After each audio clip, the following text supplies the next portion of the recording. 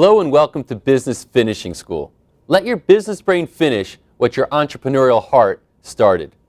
Our catalyzing statement is a successful entrepreneur inside of every business. Enjoy this module.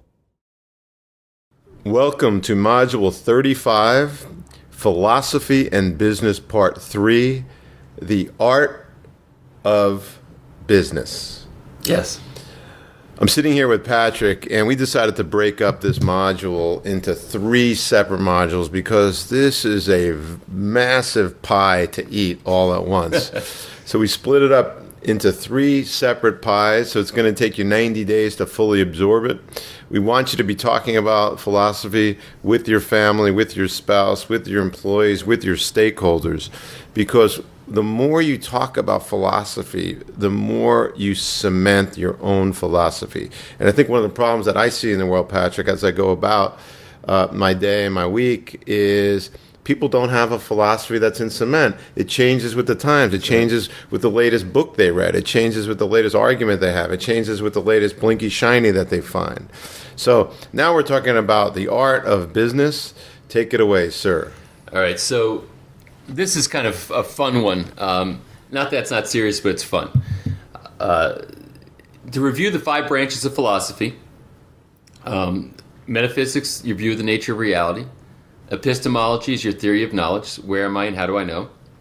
Ethics provides a human being with a code of values and therefore will be a guide to your actions. So that asks the question, so now what do I do? Politics, which is the 4th branch, is taking ethical considerations and applying them to social functions.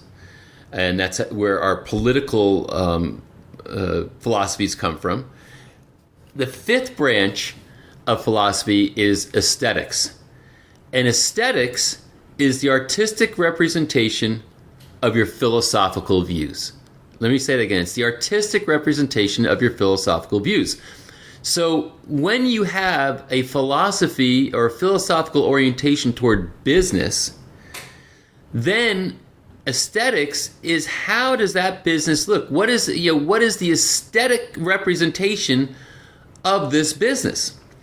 So, for example, if you walk into the corporate offices of IBM and you walk into the corporate offices of Google, aesthetically, they're going to be very, very different.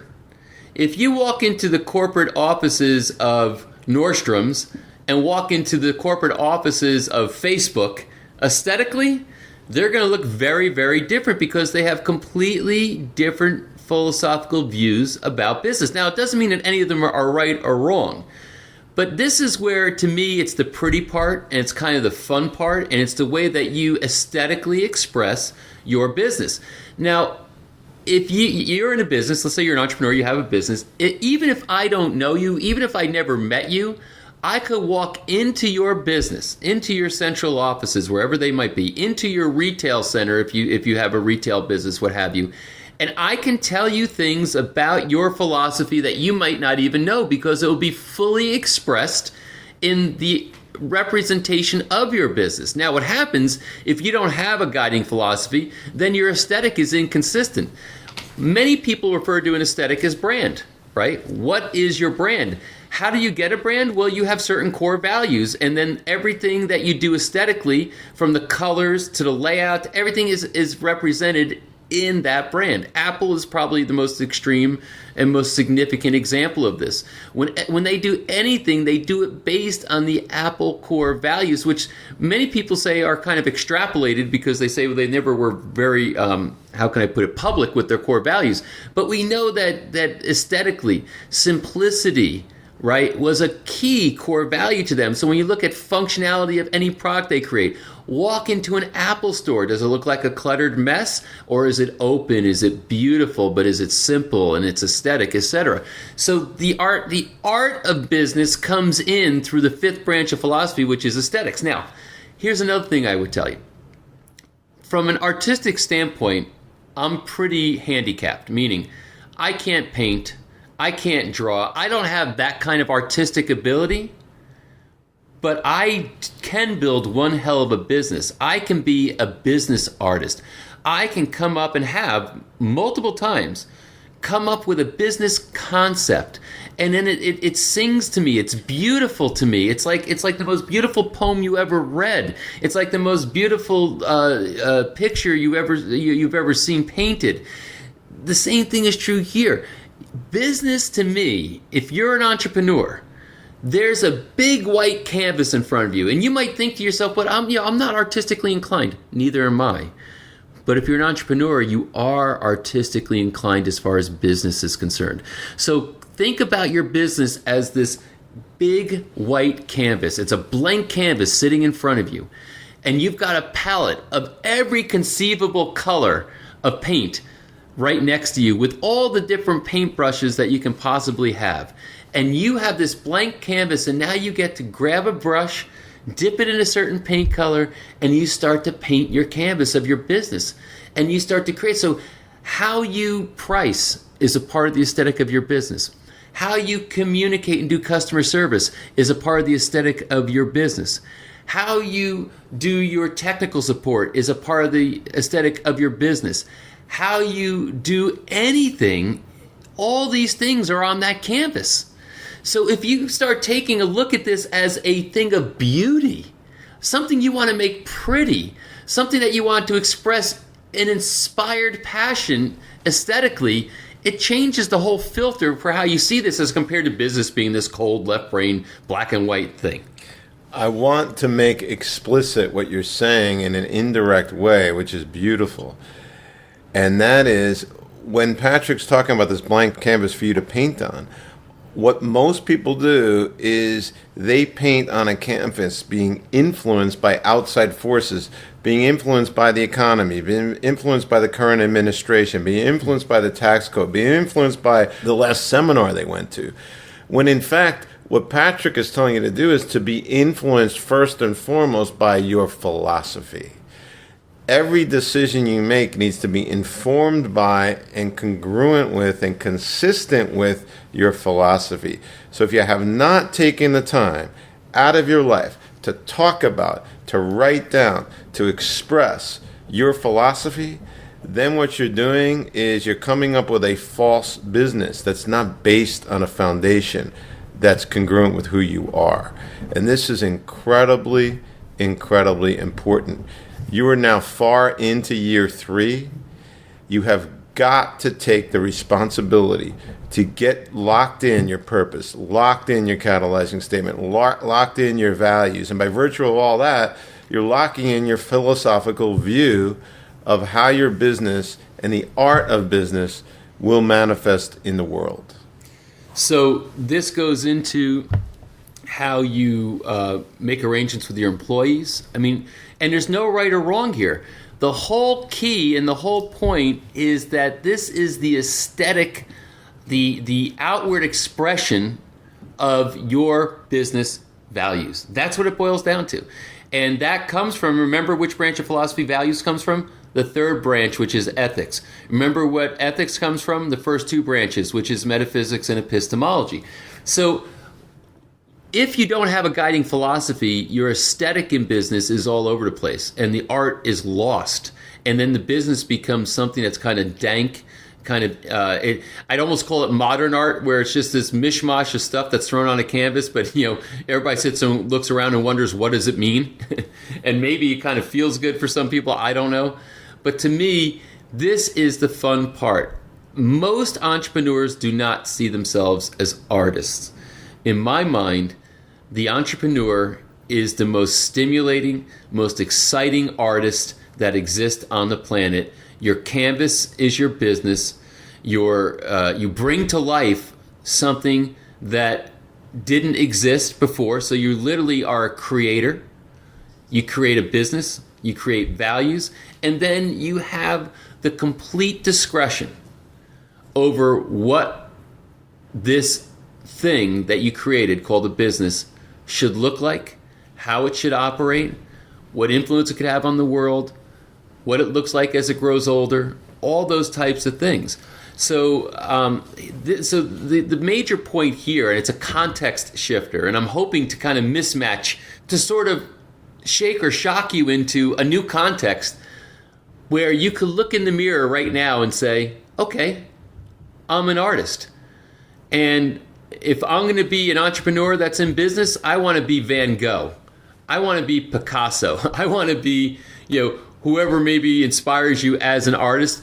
But the bottom line, ultimately, what this leads to is the fact that you have this canvas that is your business, that you have values in that business, and you want to express them outward.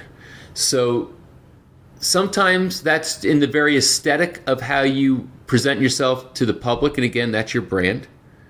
Sometimes that's the way that you do transactions, which means we have a certain unique way that people can purchase from us.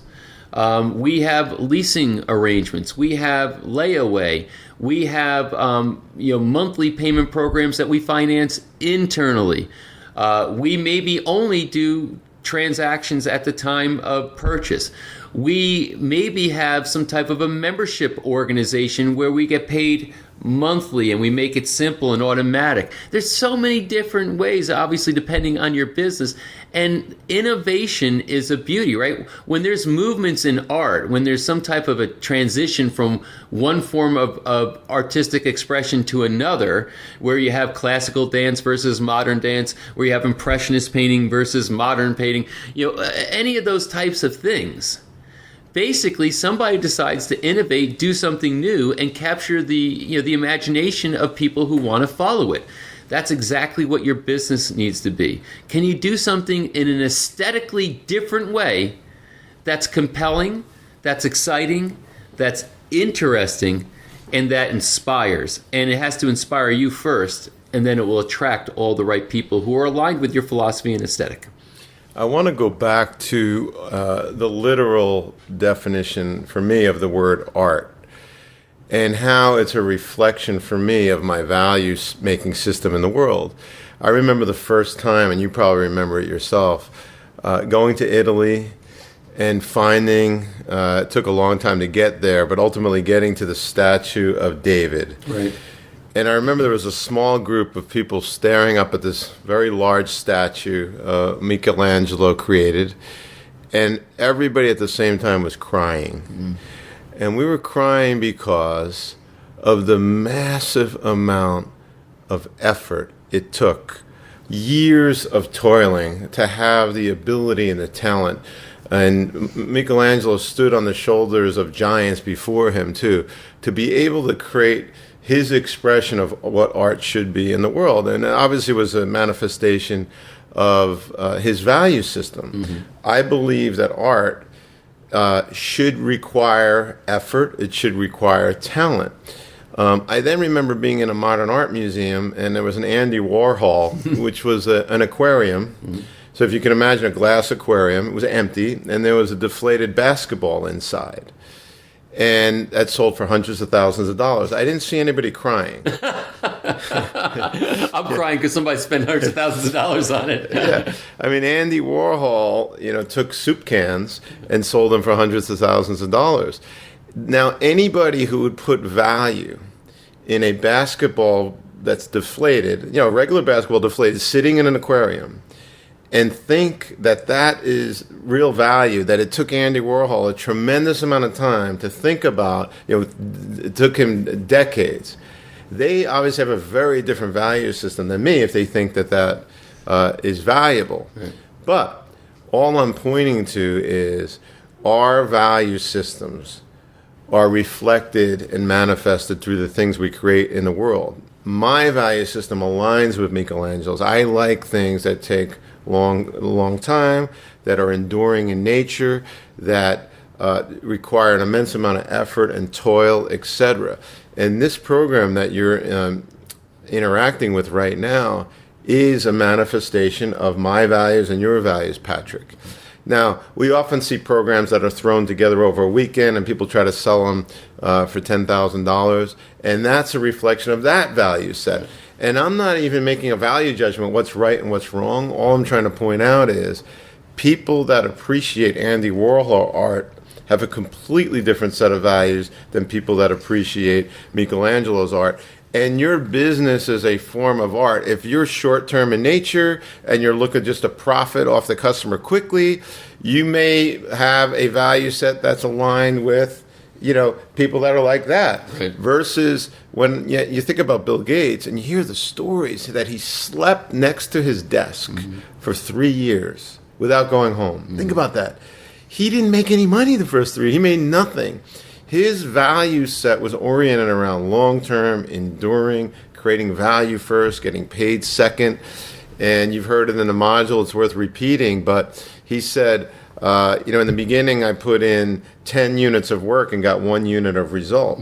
And over time I put in 5 units of work and got a unit of result. Now, years later, I put in 1 unit of work and get 1,000,000 units of result. That's leverage. But that leverage only comes when you're imprinting on the world your philosophical point of view and staying consistent and beating that drum over time. And I think that's a really good description of how philosophy and aesthetics leads toward certain outcomes. Somebody who would like the deflated basketball art, I wouldn't have to meet them, but I would know things about their core philosophy based on the fact that they found that to be valuable art.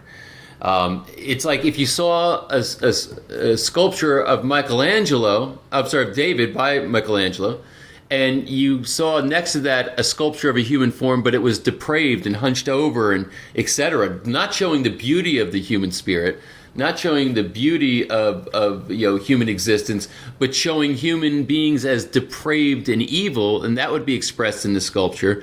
Then I wouldn't have to meet that artist to know what their view of humanity was. It's expressed. That would tell me their philosophical view toward humanity. So the same thing as Rick is saying is true of your business. And I said this in the very beginning, and I think he just made the point another way. I could go to your business. I wouldn't even have to meet you, but I could see things about your philosophy and tell you things about your philosophy just by observing the aesthetic of your business, how it represents, how it manifests. So the exercise here, I think, in order to apply what we're talking about, and this to me, you don't have a pulse if this isn't really fun to you right now. If you're not saying, wow, this is kind of exciting. This is like going to art class when you were in school. You didn't like many other class, but art, you get to go in there and have some fun.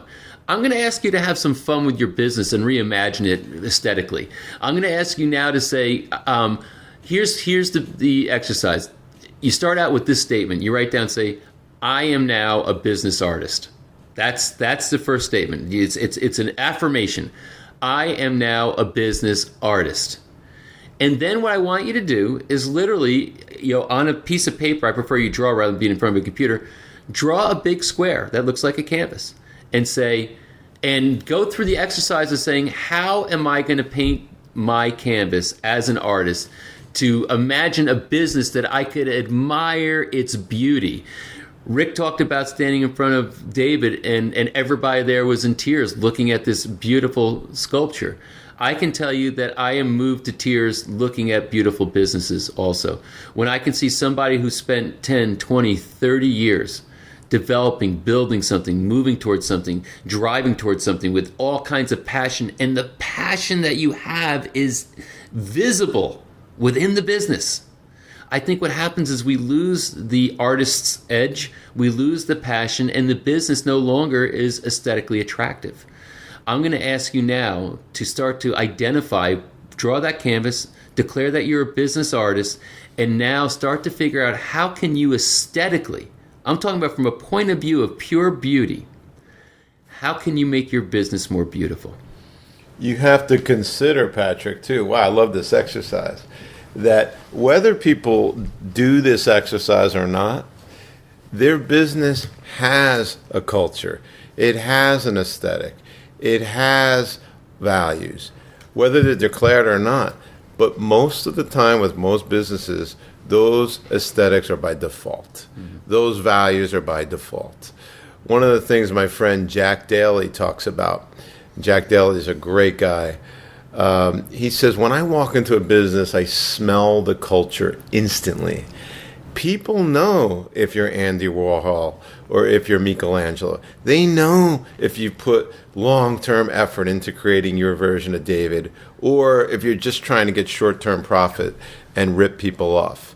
I was recently with a friend of mine who had a bad partnership split up, and they were in business together. And this person had a long-term view of business. They're in the program. They're enduring in nature. And the other person said, I think what we ought to do is move from state to state. We could change our business name each time we move. And let's just rip people off and then change states. And they actually thought that's what business was about. Make as much money as you can, then change your business name and move to the next state. And to me, that's the deflated basketball in the aquarium. Right. And what does that business look like, where the ownership is all about having a deflated basketball and aquarium? It's about attracting the lowest rung of customers, not telling them the truth, not being transparent, trying to get as much money as possible. And those are the people that get depicted on TV shows. It's so incredible today that the people that create the most value, the people that create the opportunity for you and I to have a recording that's listened to around the world, entrepreneurs that struggled and strained, those people get depicted in popular culture as criminals. Right. All business people are criminals to the left, it seems. And you think about Western Europe right now, and the philosophical controversy that they're having over there is, we want to take as much money as we can through taxes. But we also want business people to create businesses, because if the business people don't create businesses, then our tax revenue decreases. Well, you can't have both. You can't have a government taking as much as they can and at the same time encourage business people to start new businesses. That's a philosophical contradiction. Mm-hmm. And yet, the people who take the most money are the ones that get upset that the business people aren't producing enough. I love the Margaret Thatcher quote where she says, the problem with socialism is eventually you're going to run out of people. Other people's money. Yeah. Or you're going to run out of people with money to pay for the system because they're going to go elsewhere. And so all of these things that we're talking about are various manifestations of having a starting philosophical point of view. So in the end, one of the things that you just described, and this becomes sort of a political conversation, is that when the government intervenes in business in massive ways like you just described, suddenly the government tries to say that everybody has to have the same painting. There can't be individual expression and variety, but everybody is forced to have the same aesthetic of business. And it's lowest common denominator, uniformity.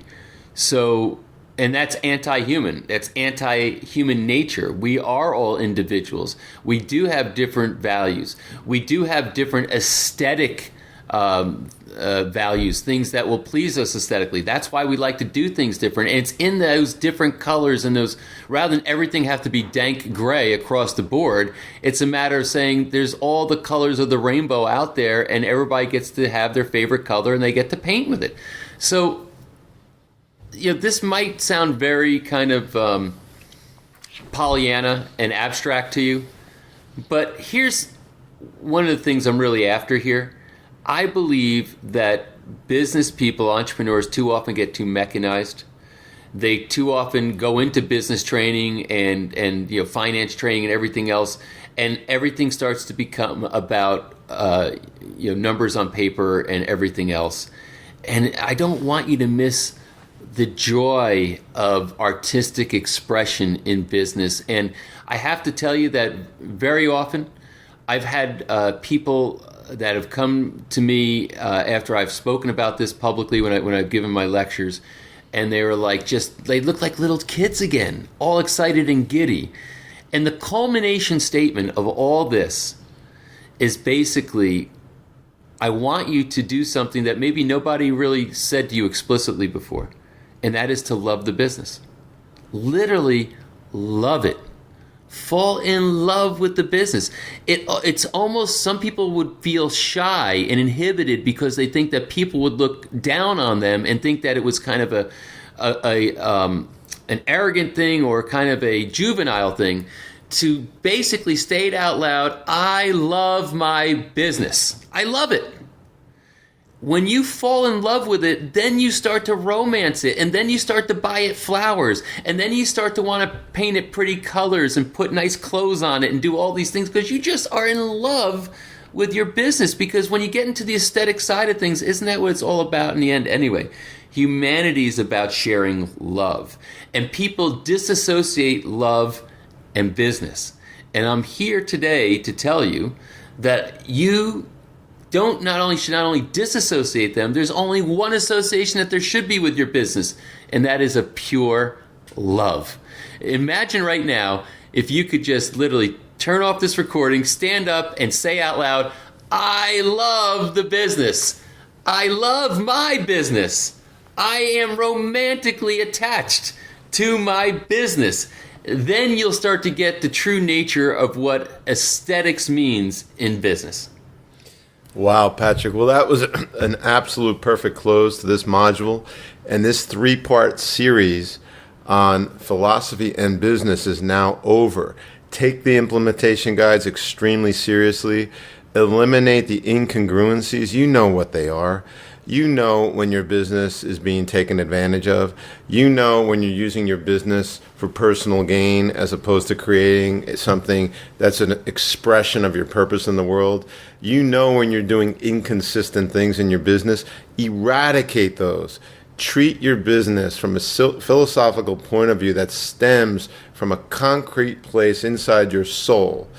And make it a business that expresses that on the world in a very consistent way.